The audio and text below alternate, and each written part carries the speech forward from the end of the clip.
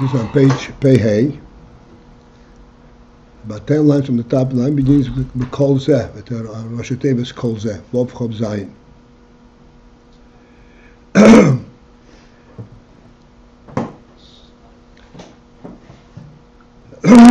Okay, so the solar eclipse is going to be around 2:30 on Monday.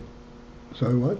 We were talking about the solar eclipse on Monday. Solar eclipse, okay. It's going to be Morning or Monday 2:30. Afternoon?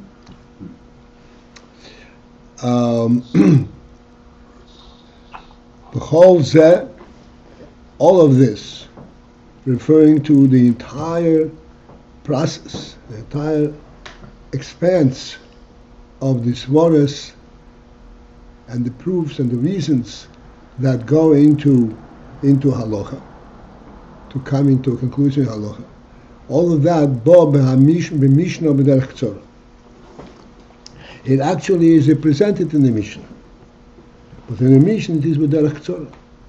It is in a very brief manner. It is all brought together to one simple statement. This statement is the conglomeration of all the svaras that brought this conclusion.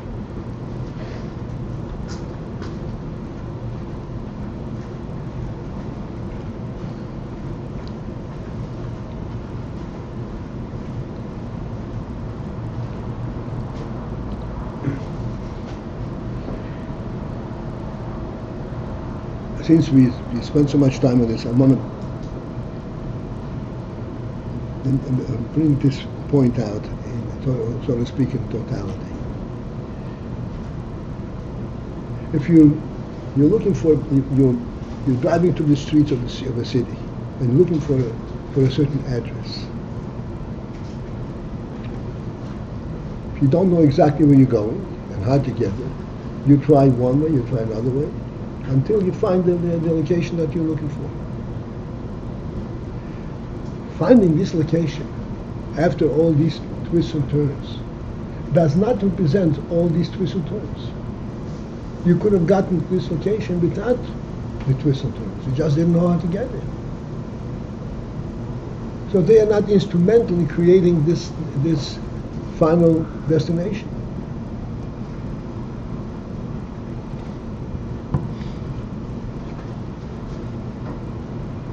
But here we're saying now that when you find kind of final destination, final point in halacha, all the entire process of getting there is concluded in this halacha. How is that? This is a completely different concept. This concept is, if you want to represent it in the mashal, this house is in this place. This house is in this place, not in a vacant place. It is part of the entire city. And it is placed here because there's a whole city around it. This is why it is there. And it being here, it actually represents the entire city that surrounds it. If not for the city, it wouldn't be here. It's a completely different concept. This is what we're saying. The Mishnah, the kitzur, the brevity of the Mishnah is not a brief conclusion finding your answer. It is actually a conglomeration of the entire structure represented in this brief statement. This is the meaning that it comes with kitzur and yet it has underneath, it has all these waters that build it, that make it real.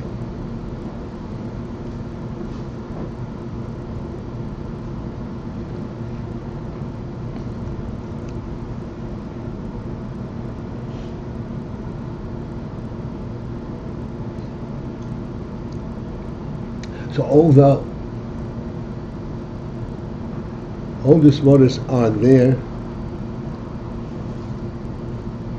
are definitely there in this kitzur, but you don't see it.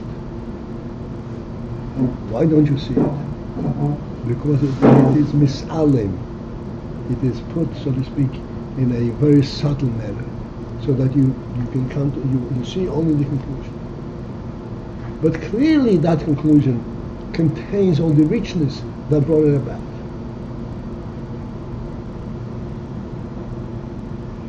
Thus, so now we come to the next step. This is where we got stuck yesterday. All of this comes in Mishnah, and afterwards, the line begins with Chol Zeh, Bov Chav Zayin. It's 8 lines from the top. And afterwards, which means after the Mishnah, in the Gemara, Misrache B'Yinyan. The Yinyan broadens out, which means that in the Gemara you begin to reveal that which is contained in the Psak Din.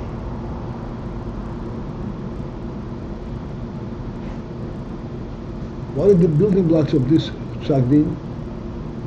The Gemara throws it out and reveals it.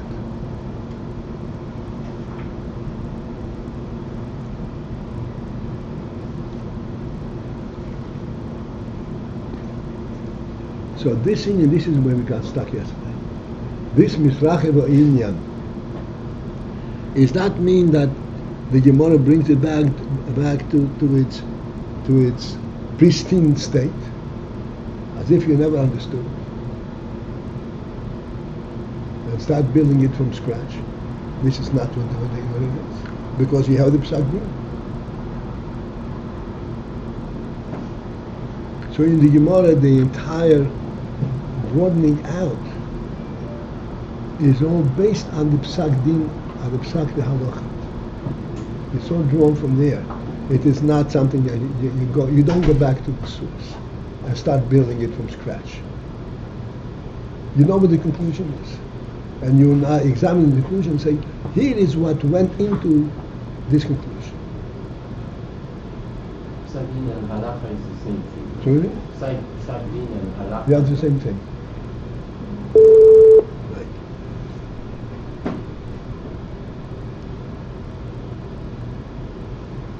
What is the difference between the Tanoim discussing on their way to the Mishnah and the Gemara discussing after the Mishnah? Very good.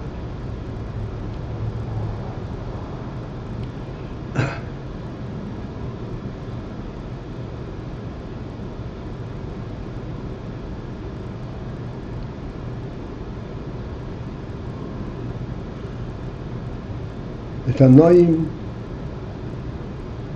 they start from a much higher stage level.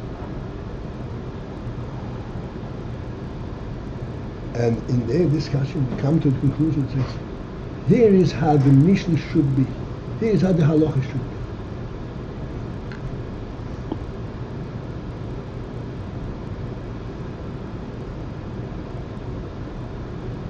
I'll fill this in a moment. The Gemara starts from a different angle. Here's how the Halacha is. And here's where it's coming from. Here is what's behind it. What's the difference? What's the difference? Okay, now I need your real fine thinking. If you say this is how the halacha should be, who says there should be any halacha b'chlal altogether?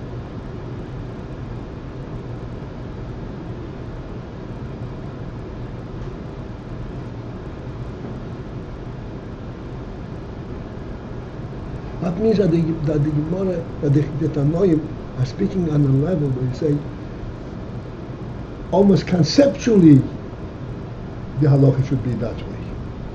It's not a practical question altogether. I'm creating the whole scenario. This is where it should be.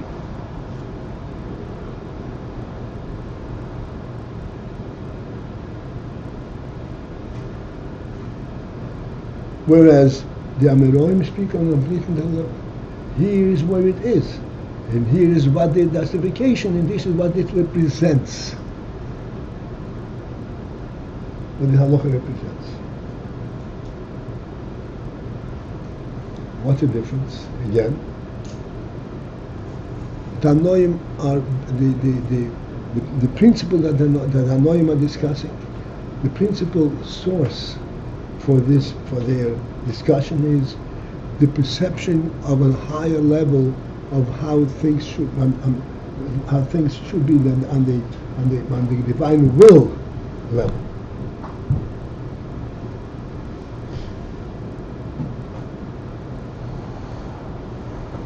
Whereas the Ameroim are taking that conclusion and they are showing what richness goes into that divine mind. What goes into the mind? What richness? What goes into? How is this divine will represented in the world?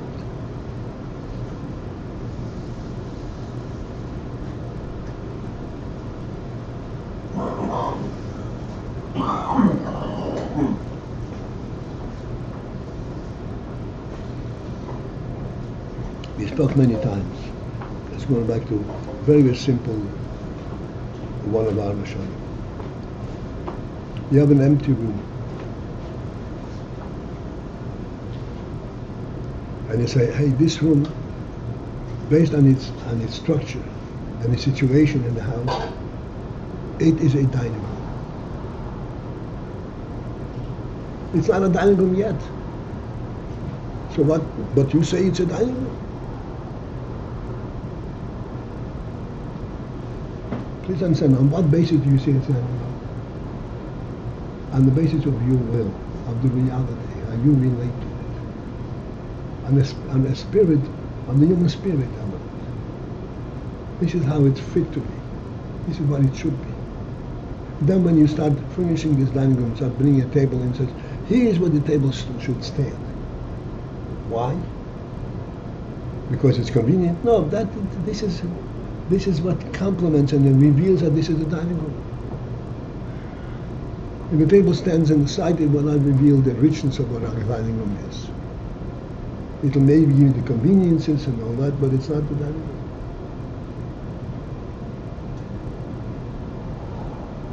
Like when people eat around a serving, what do you call it, platform, in a fast food place. This determining that this empty room as a dining room, is this the Tanoim or this the Amoraim? No, this is the Tanoim. The Amoraim come after the dining room has been designed, after the table is already in place. And they start explaining why is the table in this place.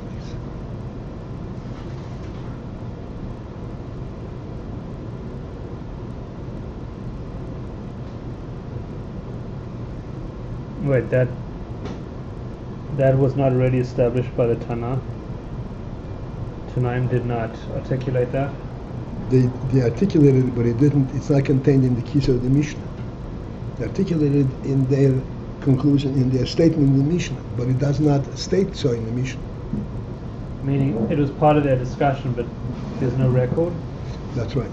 It's part of their discussion. It's part of the conclusion of the brief presentation in the Mishnah, but it's contained then in a very concealed way, in a inference manner, rather than in an express manner.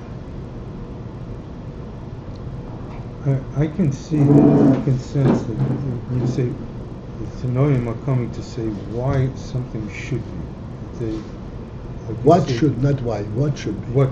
What should be, coming from taking Hashem's divine will and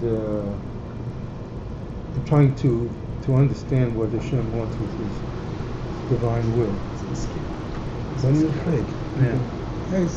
Like he should turn around and show himself. He's the most interesting figure in the room. It's okay, it's okay. People like to see that there are living people behind these voices. Yes, go ahead.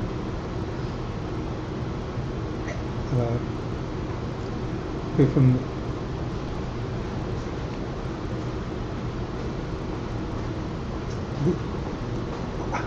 it seems that they're like, as you've explained, that they're quite different.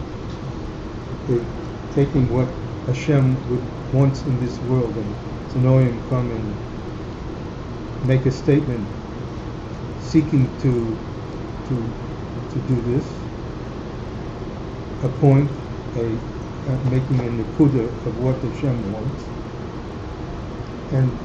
and the Gemara coming in and explaining,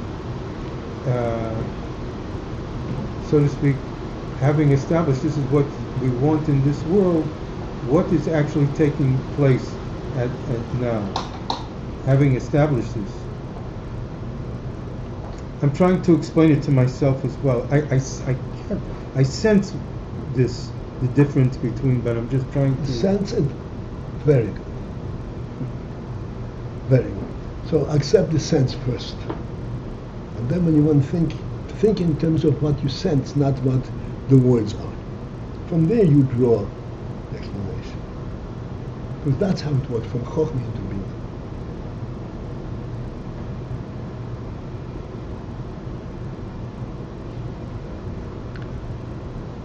You're saying to dwell on what I sense rather That's than right, to absolutely. to verbalize it. Yeah. That's right. That's where it's coming from. That gives it reality, substance.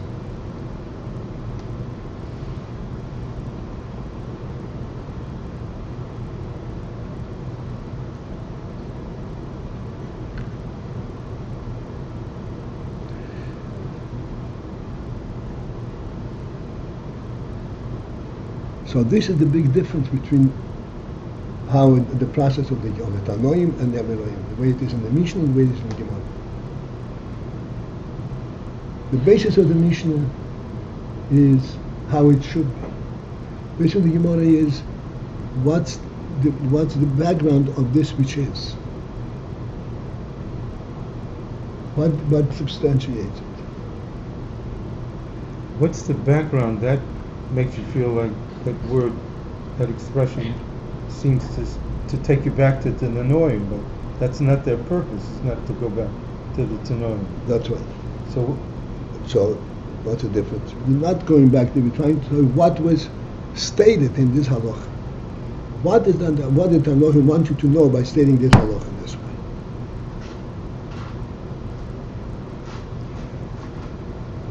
Here is a classic thing.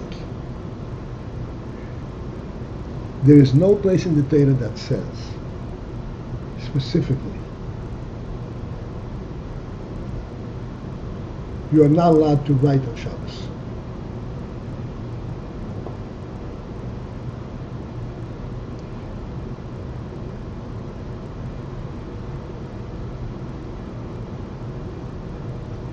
What does it say in the Torah? You should not do a malach. What constitutes a malacha? That remains a mystery.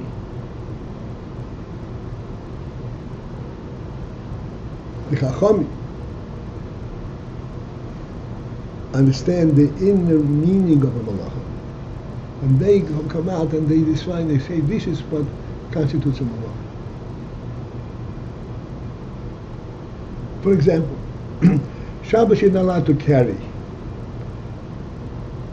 What's carrying mean? Carrying means from Rishus HaYoch and Rishus HaRab. But carrying within Rishus HaYoch itself, you can carry as much as you want. What's the difference? Who gave that definition? Where does it come from? This is part of the defining element of what a malacha is.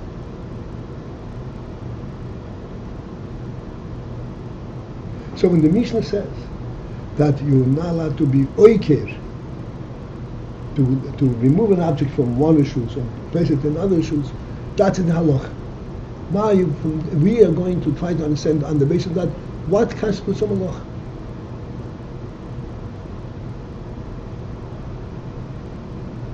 We draw it from the conclusive halacha. From this we understand what a malacha is. We could not, so to speak, conceptualize what this is a malacha is. On the contrary, we would say carrying, a 500-pound bag over your shoulder for 2 inches in the house is much more difficult than to carrying a handkerchief in your pocket in a shulchan. Yeah, that is a malacha and this is not a malacha. So when you start learning the halachas, the Mishnah, it comes that you get a definition of what a malacha is at your level. Why in fact is carrying a handkerchief in your pocket a malacha?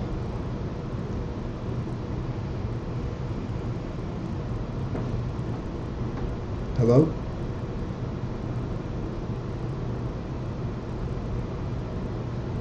From a human perspective, that's not a malacha. To move tables around is a malacha. Typically, who moves tables around in a shul? A worker who is hired to do that. And most often a goy. Carrying a handkerchief in your pocket, it's a pleasure. This is a malacha and this is not a malacha. Because the whole definition of a malacha is based on the creation of the world. Anything that has a creative quality to it, that's a malacha. Anything that has a plain action within the same realm and does not create anything, it's not a malacha. Bringing something from the Reshut HaYochid into the Reshut HaRabim, that's a malacha. You're actually transferring it from one Reshut to another, creating a new environment, a new reality. Since we're using this mashal about the Lamites Malachas, what's our point about the Tana and the Amara? What? What's the point we're bringing out regarding the Mishnah and the Gemara here, the Tana and the Amara?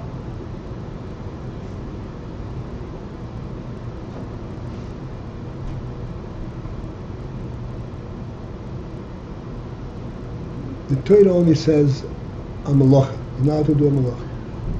Who identifies what a malacha is? The Mishnah identifies what a malacha is. This is what the Tanoim did.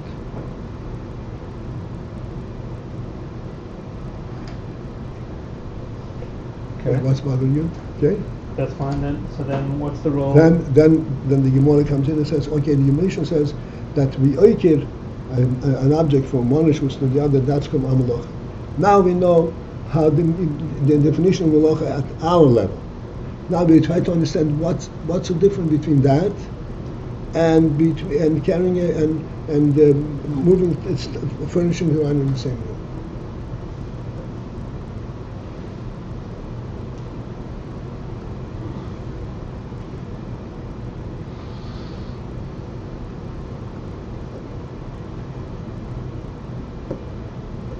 The Mishnah took it from a higher source, from the perspective of how the REBBE created the world.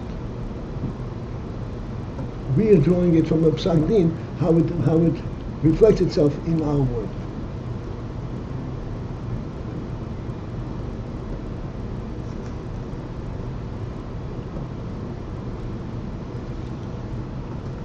This like the Gemara misrache AYIN. The Shinyan misrache broadens out, but it broadens out from the level of the halacha, not from its inception.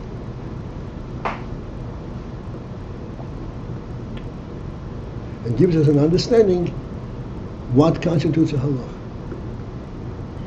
In that case, it comes into some malacha. Although am I right in explaining that same logic that the Tanaim already knew? Yes, the Tanaim knew from a different level. The Tanaim explained the conclusion of the Tanaim, not the origin of the Tanaim perspective. All right. V'lochein, and thus, Mi shehu chochem godoil, one who is a great chochem, is very wise. Harei, so behold, miloshin hakote de ha-mishnah, from the brief expression of the Mishnah. Boys is tzorim in extremely brief words. Yoideyahu eskol ha'arichus. He knows from the entire expansion, the entire lengthy discussion that went into this Allah, because he's a chochem.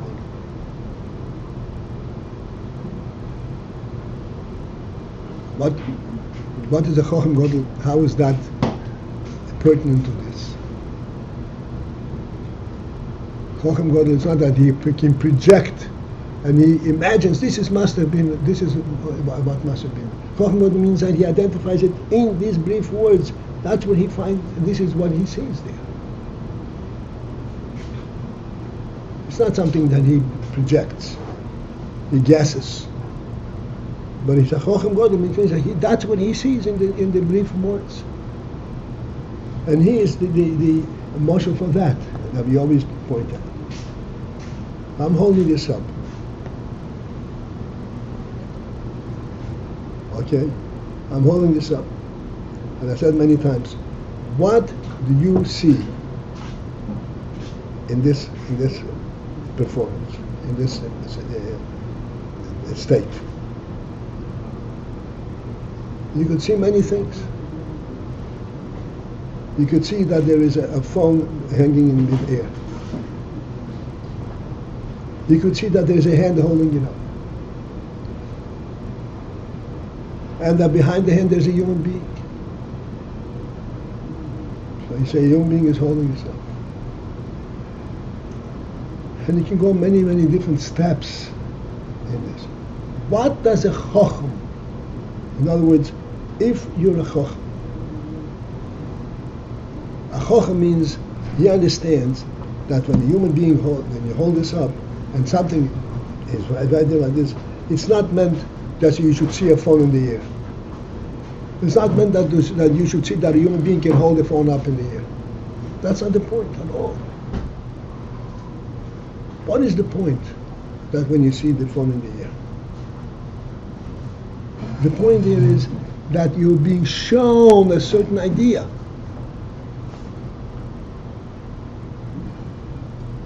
That's the point. This is how a chochem relates to this phenomenon. And the chochem gadol, he sees in the Kitzur of the Mishnah the entire richness that's behind it. Because he sees, because that's what this halacha represents to him.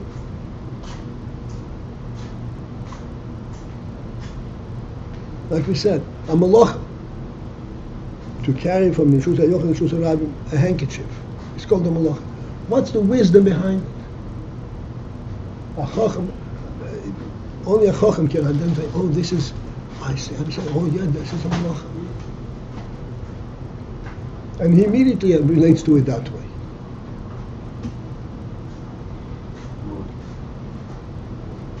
That's what the chochem, he could see in the Kitzur,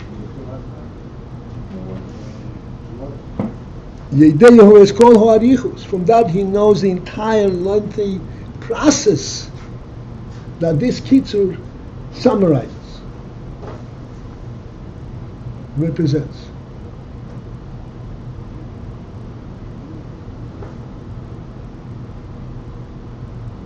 Like I pointed out in the case of the Malacha, I think something hung up. Yep. Shall I read the ayah?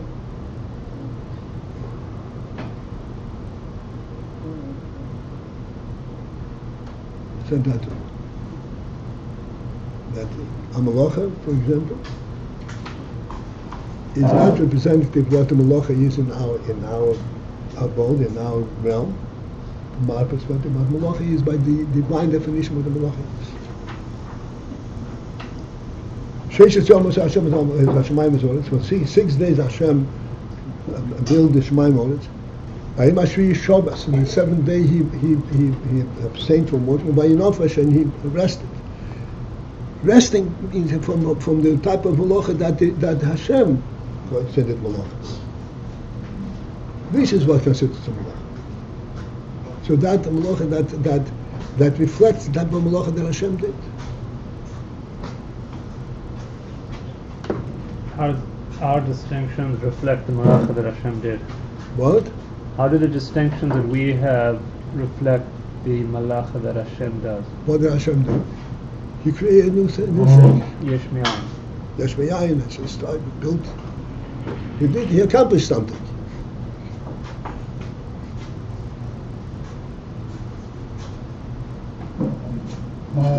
Right? Big time builder. So this goes back. This is a chochem gadol. A chochem recognizes right away that what is in this halacha.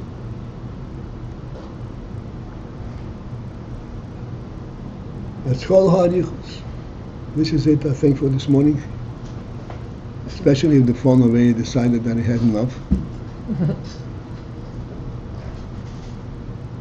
2 more words. But in the Mishnah, this whole lengthy discussion is behelam. It also is there. Underneath this halacha is all the discussion, but it's underneath the halacha.